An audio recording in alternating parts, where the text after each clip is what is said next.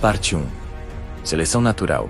Em uma floresta tropical, viviam besouros verdes e marrons. Por muito tempo, as árvores tinham cascas claras, e quase todos conseguiam se camuflar bem. Mas após uma série de queimadas, o tronco das árvores ficou escuro, coberto de fuligem. De repente, os besouros verdes se tornaram visíveis, como pequenos pontos luminosos sobre o fundo negro. Os pássaros aprenderam rápido. Os marrons, quase invisíveis, sobreviviam mais.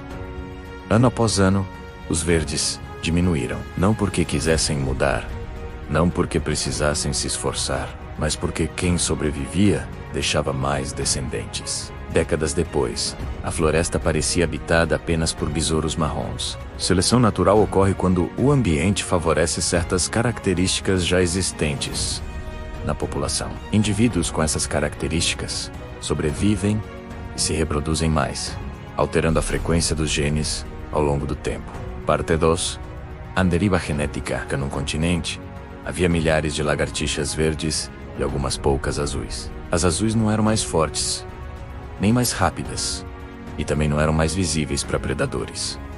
Eram apenas raras. Certo dia, uma tempestade arrastou um tronco para o mar. Sobre ele, estavam 5 lagartixas, 3 azuis e 2 verdes. O tronco chegou a uma ilha isolada.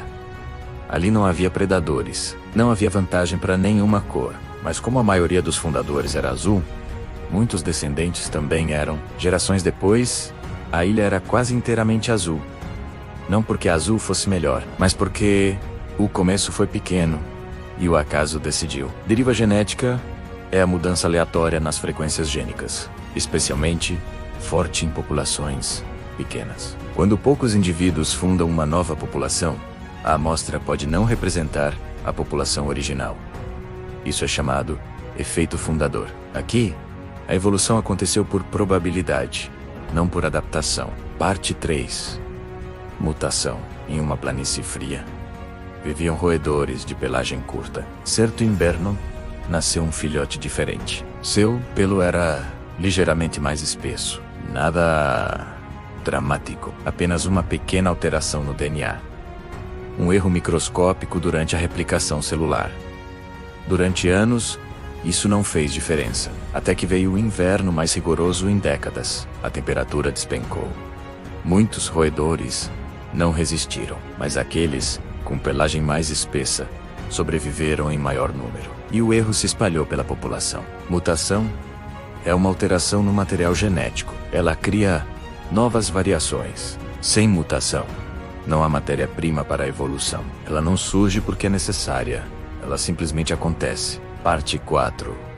Fluxo gênico. Num vale isolado, vivia uma população de pássaros de asas curtas. Por gerações, eles quase não voavam longas distâncias. O vale era suficiente, mas um ano, uma seca obrigou alguns pássaros de uma região vizinha, de asas mais longas, a migrar para lá. Eles se reproduziram com os habitantes locais. Filhotes começaram a nascer com asas intermediárias. Em poucas gerações, o vale tinha pássaros capazes de voar distâncias maiores. A população mudou, não por acaso, não por seleção imediata, mas pela entrada de novos genes. Fluxo gênico ocorre quando indivíduos migram entre populações e se reproduzem. Isso introduz ou remove genes, alterando as frequências gênicas e conectando populações que antes eram geneticamente distintas. A evolução não é um único processo. Ela pode acontecer porque o ambiente favorece seleção natural. O acaso